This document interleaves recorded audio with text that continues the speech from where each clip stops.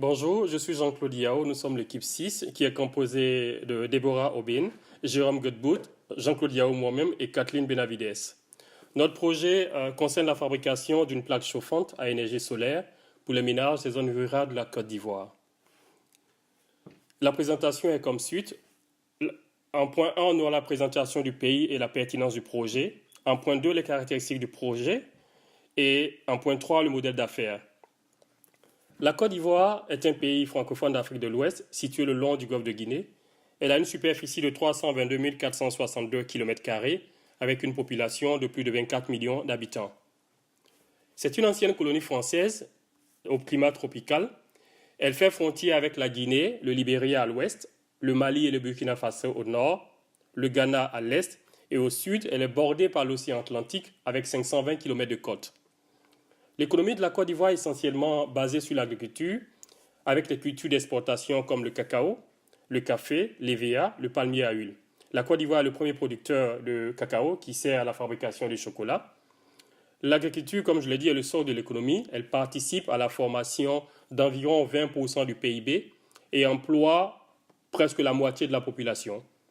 La Côte d'Ivoire est la première économie de l'Union économique et monétaire ouest-africaine, qui regroupe le Bénin, le Burkina Faso, la Guinée-Bissau, le Mali, le Niger, le Sénégal et le Togo.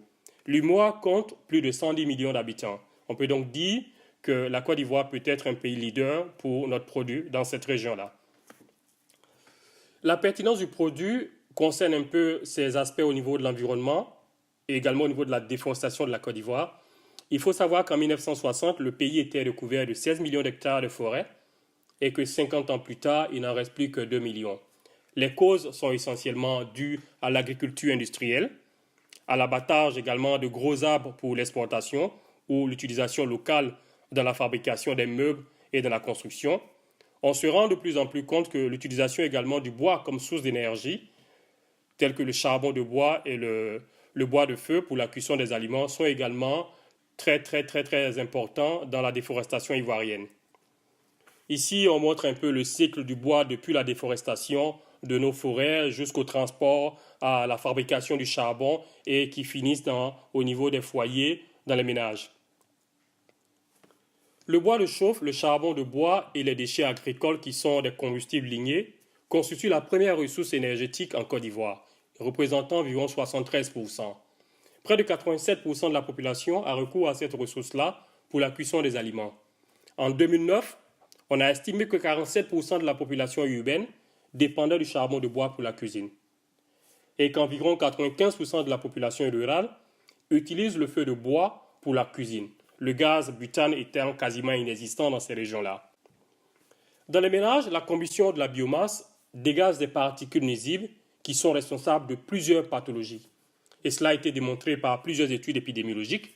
Il s'agit notamment des infections aiguës des voies respiratoires inférieures, comme la pneumonie, surtout chez les enfants en bas âge. Il s'agit des maladies respiratoires obstructives chroniques, comme la bronchite chronique et les emphysèmes pulmonaires, surtout chez les femmes adultes. Il s'agit également de bébés qui naissent avec de faibles poids lorsque les mères sont exposées pendant longtemps à la fumée. Il s'agit également de l'augmentation des risques de cancer. On a vu que l'évolution du massif forestier ivoirien était à 16 millions d'hectares en 1960. Elle est passée à 4 millions d'hectares en 1993. Et aujourd'hui, en 2012, jusqu'à aujourd'hui, elle est autour de 2 millions d'hectares. L'exploitation intensive de la forêt a entraîné des conséquences qui sont désastreuses, notamment la disparition de la forêt, la disparition de certaines espèces d'arbres et d'animaux, l'appauvrissement des sols, la baisse du rendement au niveau des cultures maraîchères, et le changement climatique que tout le monde connaît maintenant, ce qui fait que les saisons se chevauchent de plus en plus dans nos régions. Face à ces problèmes-là, des solutions ont été initiées par l'État de Côte d'Ivoire.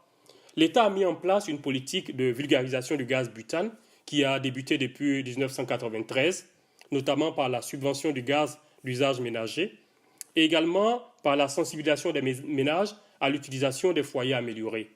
Malheureusement, triste est de constater que toutes ces initiatives-là sont restées inaccessibles pour les populations vivant dans les zones rurales.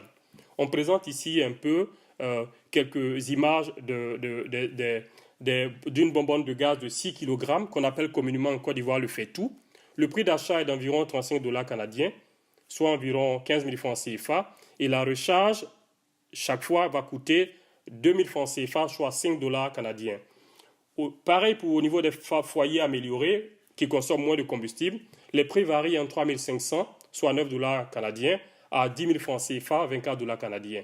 Ces prix demeurent prohibitifs pour les populations vivant en zone rurale. Et donc, le succès des solutions sont vraiment limités au niveau des zones rurales. La Côte d'Ivoire, la population rurale est pour 49,7%, la population urbaine est à 50,3%, pour une population totale, comme on l'a dit, de plus de 24 millions d'habitants. Malgré donc les mesures d'accompagnement et de sensibilisation qui ont été mises en place par l'État et les ONG, l'usage du gaz butane et des foyers améliorés reste très limité dans les zones rurales. Les raisons sont multiples. D'abord, le prix du gaz butane, la petite bouteille qu'on appelle fait tout, et les foyers améliorés modernes restent prohibitifs pour les ménages des villages. L'approvisionnement en gaz est également difficile en raison des voies d'accès qui sont impraticables. Enfin, la sensibilisation reste insuffisante, notamment dans les zones rurales. Notre produit s'appelle le hualo, qui signifie en langue locale à Caen « soleil chauffant ». Hua veut dire soleil et lo veut dire chaud. Le produit se présente sous la forme de plaques chauffantes à un rond, alimentées avec un panneau solaire de 200 watts. Le produit se recharge donc facilement en l'exposant au soleil. Le temps de recharge nécessaire pour une autonomie de 2 heures de cuisson est d'environ 7 heures. C'est un système individuel qui sera fourni pour chaque famille. Il est très léger, il est robuste et nécessite très peu d'entretien. Les plaques que nous cherchons à commercialiser répondent à des contraintes auxquelles les villageoises ivoiriennes font face afin de pouvoir cuisiner. Selon les villages et le niveau de développement de celui-ci, on constate que les femmes ivoiriennes ont 2 types de cuisine, à base de pierres qui servent à délimiter la cuisine en utilisant le feu de bois comme source de chaleur, et des réchauds qui fonctionnent au gaz, butane et méthane. Notre produit vient assurer un gain de temps et d'énergie physique aux femmes qui doivent collecter et transporter du bois loin du domicile, ainsi que de réduire le temps consacré à la cuisine en leur épargnant le long processus que leur méthode traditionnelle implique. Chercher le bois, allumer le feu. Il permet également d'assurer la sécurité des villageoises exposées aux gaz explosifs des réchauds ou aux dangers lors des collectes et transports du bois. L'existence de notre produit représente une opportunité pour les femmes d'acquérir un statut dans les villages, car celui-ci leur permet d'écourter le processus de cuisine et donc d'exercer d'autres activités. Certaines d'elles auront l'occasion de constituer une ressource clé du réseau de distribution du produit en tant qu'agent de commission. Notre plaque contribue également à la préservation de l'environnement. D'une part, elle permet de réduire la consommation de bois, qui devient une ressource rare et limitée, due à la déforestation que la Côte d'Ivoire connaît en ce moment. Ainsi, nous proposons une alternative durable, car la plaque nécessite uniquement d'énergie solaire. D'autre part, en remplaçant les types de cuisine traditionnels des villageois, notre plaque permet de réduire les émissions de CO2 provoquées par les feux de bois ou la combustion des gaz comme le méthane ou le butane. Ce sont des gaz naturels servant comme combustible des réchauds. Le choix de la population s'est centré tout d'abord sur les personnes vivant en zone rurale, qui sont contraintes de cuisiner en utilisant du bois ou des réchauds. Il faut noter que même si certains ménages peuvent avoir accès à l'électricité, elle reste chère, donc peu abordable pour eux. Ils ne s'en servent pas pour cuisiner et privilégient les autres méthodes. En ce qui concerne la pauvreté en Côte d'Ivoire, on constate que 56,8% de celle-ci est concentrée en zone rurale. Nous avons décidé de développer notre produit avec l'aide du village de Bunta, situé dans le département de Biankouma, dans la région de Tongpi. Le produit sera développé à partir des observations et échanges réalisés avec les habitants du village et ceux de la région. Celle-ci est très pauvre et sous-développée. C'est l'une des régions contribuant le plus à la pauvreté du pays. Elle abrite 5,7% des pauvres sur 46,3%, mais regorge un énorme potentiel économique. Il compte avec des ressources minières, or, fer, agricoles, cacao, café, riz, maïs et forestières. Cette région s'étend sur 12 284 km² et compte 4,3% de la population. Notre segment de clients est spécifiquement centré sur les femmes villageoises de la région de Tongpi, car ce sont celles qui se chargent du processus de cuisine, chercher le bois, allumer le feu et cuisiner. Elles comptent pour environ 47% de la population de la région. Nous visons dans cette proportion les femmes âgées de plus de 18 ans. Nous visons un partenariat avec certaines d'entre elles en tant qu'agents de commission pour la commercialisation du produit. Par la suite, nous souhaitons étendre notre segment aux régions voisines et éventuellement aux pays voisins, comme la Guinée, Burkina Faso et Libéria. Bounta est un village au milieu des montagnes, à l'ouest de la Côte d'Ivoire, et compte avec un chef de village. Mais il a des difficultés d'accès, notamment à cause de creux dans la terre. Cependant, c'est un village dynamique grâce à sa population et sa double place de pôle économique dans tout le département de Biankouma.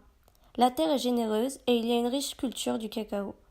Le village compte avec 6000 habitants, mais les besoins sont ceux de base, routes, sécurité et centres de santé. Le développement de la route est soutenu par le Conseil du café cacao pendant ses campagnes. Cependant, quand cette campagne prendra fin, il sera difficile de maintenir les routes à cause de la pluie. En effet, Bounta ne représente qu'un des villages ayant ce genre de difficultés dans le département de Biankouma. La route est nécessaire pour eux, aussi bien que pour nous, car nous devons faire parvenir les plaques chauffantes. C'est pour cela que nous avons pensé à un réseau de transport pour joindre les villages présentant des difficultés d'accès dans le département de Biankouma, voire dans l'ensemble de la région de Tongpi. Nous comptons transporter les plaques en voiture jusqu'au point où la route se termine. À ce point, nous mobiliserons les jeunes des villages situés dans le périmètre pour transporter les plaques en moto. Il s'agira de 3 jeunes par village qui seront sélectionnés par leur chef. Ils seront rémunérés en prenant en compte les dépenses en carburant et les profits. Ainsi, nous créons un réseau de transport qui fait travailler la jeunesse, ce qui constitue un élément de valeur pour les villageois. Nous avons choisi les motos car elles pourront plus facilement esquiver les creux et passer par les côtés. Les motos ne seront pas fournies par l'entreprise, mais seront celles que les villageois possèdent. Il faut compter que nos plaques sont légères, ce qui facilite le transport. Ils devront faire plusieurs allers-retours selon les besoins de leur village. Cependant, à long terme, la route est nécessaire afin d'assurer l'approvisionnement de nos produits. Il est nécessaire de sensibiliser l'État sur les difficultés que rencontrent ces villages afin de conclure des projets d'infrastructure. Nous avons comme projet de travailler avec les chefs de village afin de penser à un programme de construction de routes qui serait avantageux pour les parties prenantes, mobilisant une main-d'œuvre locale avec des financements souverains et investisseurs privés. Nous espérons compter avec le financement du Conseil du café cacao et ses partenaires. Ces derniers seront très avantagés par ces mesures étant donné que la culture du café et du cacao est l'activité principale de la région, mais leur commercialisation reste difficile à cause de mauvaises routes. Le réseau de distribution compte énormément sur les villageois. Nous avons constaté qu'il est difficile de joindre les consommateurs, les influencer et communiquer sur notre produit. En effet, nous avons abordé dans le point précédent le problème d'infrastructure. Mais il reste encore la difficulté à influencer les communautés. Les membres de la communauté sont soudés et ont des traditions locales. Et il se peut qu'elles diffèrent selon le village. Le type de communication doit donc s'adapter. C'est pour ces raisons que nous avons décidé de former des femmes afin d'assurer la promotion du produit dans les villages. Elles agiront comme des agents de distribution, c'est-à-dire que nous leur fournirons les produits afin qu'elles les vendent et sur chaque vente, elles garderont un pourcentage. La formation les aidera non seulement à connaître le produit, mais également à gérer le revenu généré par les ventes, ce qui permettra la durabilité des ventes. Comme nous le savons, pour réussir un projet à la BDP, l'important est d'intégrer la population locale dans la chaîne de valeur. C'est pourquoi nos clients, soit les femmes des zones rurales et plus particulièrement du village visé, seront donc intégrés dans la chaîne de valeur. Les jeunes du village seront également intégrés. Nous souhaitons donc développer une relation gagnant-gagnant pour nous et pour nos clients, puisque les femmes et les jeunes recevront un salaire pour leur aide à la commercialisation et à la distribution du produit, et nous aurons aussi un revenu lié à l'achat du produit par nos clients. Pour ce faire, nous agirons à 2 niveaux. Tout d'abord, nous comptons les intégrer dans la phase de développement du produit, c'est-à-dire leur demander leur avis concernant le design du produit, mais aussi et surtout sur sa praticité pour elles dans leur façon de cuisiner, afin que notre produit soit adopté par les clients. De plus, nous prendrons aussi en considération leur avis et leur feedback pour adapter le produit en fonction de leur retour, afin qu'il soit le plus performant et utile pour eux. C'est pourquoi il paraît essentiel de développer une relation basée sur la confiance, en essayant de comprendre le mieux possible leur mode de vie, leurs habitudes et leurs coutumes au niveau de la cuisine, pour améliorer du mieux possible leurs conditions de vie. Il faudra donc être bien attentif à tout ce qui nous sera transmis comme information de leur part. Finalement, nous comptons également les intégrer dans la phase de commercialisation et distribution du produit.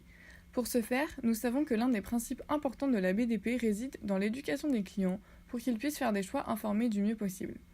Il s'agira donc ici de choisir les femmes dites leaders dans le village, qui sont respectées et écoutées par les autres femmes, pour les former puis les éduquer sur l'utilisation du produit.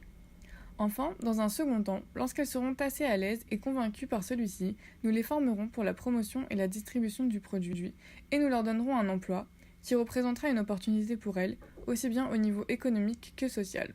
En effet, elles agiront à titre d'agents de distribution du produit, puis elles aideront à faire accepter le produit aux autres membres du village en leur montrant comment s'en servir, en aidant à la promotion du produit à travers les autres femmes et en distribuant le produit aux femmes intéressées par ce dernier. Il ne faut pas non plus oublier que nous intégrerons également les jeunes du village dans notre réseau de distribution, en leur donnant également un emploi et un salaire. C'est pourquoi nous développerons une relation intégrée avec nos clients et plus particulièrement les femmes leaders. Bien évidemment, nous sommes conscients que cela ne se fera pas du jour au lendemain et qu'il faudra du temps, de la patience et de l'énergie pour que notre équipe soit tout d'abord acceptée par la communauté locale et par la suite pour comprendre et cerner leurs besoins et faire en sorte que le produit y réponde au mieux possible afin qu'elle décide de nous aider à sa commercialisation. Plusieurs ressources clés nous seront nécessaires afin d'assurer le succès du produit et de fournir notre proposition de valeur aux clients ciblés. Tout d'abord, les ressources humaines semblent être la ressource clé la plus importante. Nous aurons donc besoin des femmes leaders des villages, considérées comme des agents de distribution du produit. De plus, il nous faudra également envoyer sur place des agents formateurs qui connaissent le produit et sa technologie et qui se chargeront de donner la formation sur l'utilisation du produit aux femmes leaders, afin qu'elles puissent à leur tour former les femmes du village qui pourront ensuite utiliser les produits pour leur cuisine quotidienne. Nous compterons également parmi nos ressources humaines les jeunes du village sélectionnés pour se charger du transport du produit de la fin de la route au village via leur mobilette. Il faut également prendre en compte les employés de l'entreprise partenaire qui travaillent sur notre produit et sur le développement de sa technologie. Par la suite, au niveau de la technologie, cette dernière existe déjà. C'est pourquoi nous n'aurons pas beaucoup de besoins en termes de recherche et de développement. En effet, nous utiliserons donc l'énergie solaire et les panneaux solaires via une technologie compacte qui servira à réduire le nombre de pièces présentes et donc le prix, mais également une utilisation plus optimale du produit par nos clients. Il nous faudra donc acheter le brevet de cette technologie à l'entreprise spécialisée avec laquelle nous ferons un partenariat pour la fabrication. Il nous faudra également acheter le nom de marque. Puis, nous aurons également besoin de ressources financières pour que le projet puisse voir le jour. Nous comptons donc sur notre propre capital financier, des prêts ou encore des dons d'ordre philanthropique par exemple. Enfin, nos différents partenariats, fiables et engagés dans le projet, celui avec l'entreprise pour la technologie ou encore celui avec la communauté locale pour l'approbation, la promotion et la distribution du produit, sont également considérés comme des ressources clés. En revanche, nous n'aurons donc pas besoin de ressources physiques telles que les installations d'usines, des terrains ou autres, puisque nos produits seront fabriqués par une entreprise partenaire.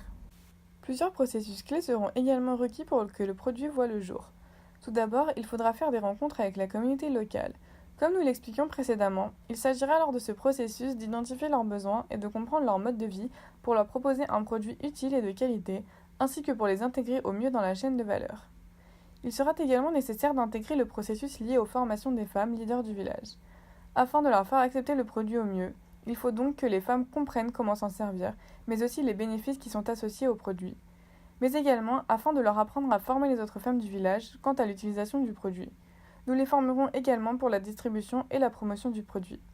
Il faudra aussi former les jeunes quant à leur rôle dans le transport du produit jusqu'à leur village. Par la suite, nous aurons également le processus de fabrication et de conception du produit. Ici, nous ferons donc appel à une entreprise spécialisée en énergie solaire afin qu'elle nous aide à intégrer la technologie que nous souhaitons dans le produit. Il y aura donc ici un partage de connaissances entre elles et nous quant à leur technologie. Notons également que le processus de distribution du produit fera partie des processus clés. En effet, puisque celui-ci se fera par l'intermédiaire des jeunes et des femmes du village, il faudra s'assurer qu'ils ont bien compris le mécanisme et les enjeux et qu'ils s'occupent correctement de sa distribution à travers leur village.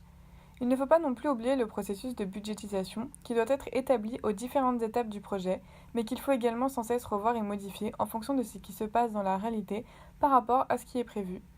La planification du projet est également un processus important et nécessaire afin d'évaluer le temps de durée du projet, les étapes de celui-ci, l'opportunité donnée, etc. Et pour finir, le processus de vente du produit. Il sera donc fait par l'intermédiaire des femmes du village. Elles seront également chargées de transmettre les commandes des ménages qui composent leur village à notre entreprise, qui par la suite se chargera de les faire fabriquer par l'entreprise partenaire et les acheminera ensuite jusqu'aux jeunes du village, qui se chargeront à leur tour du transport du produit jusqu'à leur village pour les remettre aux femmes leaders qui ensuite les vendront aux autres membres du village. La vente sera tout de même supervisée par notre entreprise qui se chargera du bon déroulement du processus. Pour ce qui est des partenariats clés, nous avons repéré quelques comités et organisations qui vont pouvoir nous permettre de mettre en place notre produit facilement en Côte d'Ivoire, puis nous fournir une expertise là, très très valable pour réussir à développer notre produit. Donc pour commencer, on a le comité de réflexion et d'action pour le développement de l'Ouest, le CRADO, qui se charge en fait d'encadrer et de promouvoir les activités de développement dans la région du Bian-Kouma. Donc tout ce qui est activités de développement permettant à aider la région à fleurir, ce comité-là va pouvoir aider toute organisation qui veut bien se développer, puis mettre en place des nouveaux projets. Par la suite, on a le ECRI, qui est le ECOWAS Center for Renewable Energy and Energy Efficiency. Notamment, cette organisation-là, notamment en collaboration avec Stove Plus, ont fait plusieurs études en Côte d'Ivoire pour analyser justement les dépenses des ménages liées à la cuisson, puis les modes de comment les familles fonctionnent pour la cuisine. Donc, on fait plusieurs études sur le temps passé par chaque ménage à effectuer la cuisine, quels produits étaient utilisés. Et leur objectif principal, c'est de favoriser une utilisation plus verte de l'énergie dans le domaine, justement. Donc, notre projet cadre complètement avec leur orientation, considérant qu'on utilise des panneaux solaires puis non des combustibles à bois ou du gaz.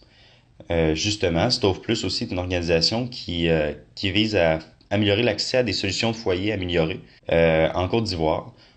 Cette organisation-là a près de 20 ans d'expérience sur le terrain, plusieurs études, comme je disais, notamment en collaboration avec le ECRI. Donc, cette organisation-là apporte souvent un soutien technique aux projets porteurs de développement dans la région. Donc, notre projet cadre vraiment avec leurs orientations, considérant qu'on vise à améliorer la qualité de vie des habitants de la Côte d'Ivoire, principalement des populations rurales, puis qu'on vise aussi à avoir un développement plus vert là, avec l'utilisation de panneaux solaires. Finalement, pour ce qui est justement des panneaux solaires, on a GSPV, qui est une compagnie chinoise qui travaille principalement dans la fabrication de panneaux solaires, puis qui produit aussi en Afrique. Donc, cette organisation-là permet, ce partenariat-là va nous permettre de développer un panneau solaire qui est plus adapté à nos besoins pour seulement un seul élément chauffant. Donc, on pourra aller vers un panneau là, d'environ 200 watts. Puis cette compagnie-là permet d'offrir des panneaux à faible coût qui peuvent être très bien transportés, puis qui transportent déjà jusqu'en Afrique. Donc, avec un partenariat avec eux, on pourrait réussir encore plus à limiter nos coûts, avoir un produit qui colle vraiment avec nos besoins aussi. Pour ce qui est de la structure de coûts, ça se détaille en quelques points. Donc, on a, comme préalablement mentionné, les coûts de formation, parce que nous visons à former des leaders sur le terrain, les femmes, en fait, qui sont dans des communautés rurales, qui vont nous permettre à mettre de l'avant notre produit. Donc, ces femmes-là nécessitent un peu de formation pour bien comprendre le fonctionnement du produit, puis être capable aussi de bien le vendre, puis de bien le mettre en valeur par la suite aux autres. Donc, ici, on aurait un coût au niveau de leur formation au départ, puis plus nous aurions besoin de leaders sur le terrain ou de femmes qui pourraient nous aider, mais on devra refaire des coûts de formation, évidemment. Pour les coûts de conception, en fait, on a un partenariat avec GSPV d'Anticiper. Donc, évidemment, il faudra faire un peu de recherche-développement pour pouvoir développer le panneau solaire qui concorde vraiment avec les besoins. On a déjà des produits présents sur le marché qui permettent de fournir le 200 watts nécessaire à faible coût. Donc, un partenariat avec eux pourrait nous permettre là, de développer un produit encore plus efficace puis probablement plus robuste pour nos besoins. Pour ce qui est des éléments chauffants, déjà plusieurs modèles existent sur le marché. Il faudra juste regarder comment les développer avec un nombre de pièces plus limité pour diminuer les coûts encore plus. Mais les produits existent déjà à très faible coût. Là, on a des produits qui existent déjà vers les seuls éléments chauffants à 20$ environ. Par la suite, on a les coûts de distribution, évidemment. Donc, on a des coûts liés au transport en voiture, mais aussi aux commissions payées aux personnes qui vont terminer le transport de nos produits en moto, considérant les routes très mal développées dans plusieurs secteurs. Donc, on a des coûts de transport là, qui sont distribués en deux étapes. Donc les coûts en voiture puis les coûts en moto par la suite. Pour ce qui est des coûts de production, mais on a les panneaux solaires et on a les éléments chauffants qui sont inclus dans ces coûts de production qui vont entrer en ligne de compte. Pour ce qui est des comparables, nous, notre produit aura un coût de production d'environ 40 $ avec les estimations. Pour les panneaux solaires, on peut aller vers un panneau solaire là, de 200 watts tel que mentionné précédemment. Et pour l'élément chauffant, on a un élément qui demanderait environ 700 watts à l'heure. Donc, au bout de 7 heures environ, là, notre produit pourrait être pleinement chargé avec le panneau solaire qui sera installé. Notre produit, on a plusieurs, pour ce qui est de l'élément, je veux dire, on a plusieurs produits comparables qui existent déjà puis qui se détaillent dans des faibles coûts, là, tels que précédemment mentionné. Pour les panneaux solaires, les prix varient énormément, mais on pense être capable d'avoir un... La compagnie GSPV détaille déjà des panneaux solaires à 26 cents par watt. Donc, si on réussit à créer un panneau solaire là, qui pourra aller dans les coûts encore plus faibles, là, on pourrait aller peut-être même jusqu'à 15 cents par watt ou quelque chose comme ça. Là. Donc, on pourrait avoir un panneau solaire très peu dispendieux puis qui va répondre à nos besoins. Pour ce qui est de l'élément, on peut aller en dessous du 15 $, considérant qu'il y a déjà des éléments qui se vendent presque à ces prix-là.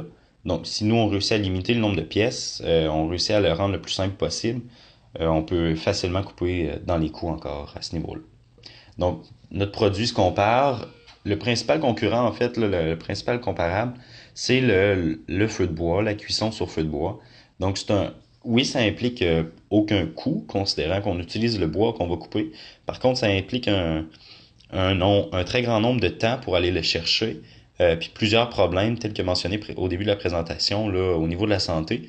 Donc ici, ce que nous proposons, c'est un produit qui est plus simple d'utilisation, qui demande beaucoup moins de temps pour aller chercher le bois, physiquement moins demandant.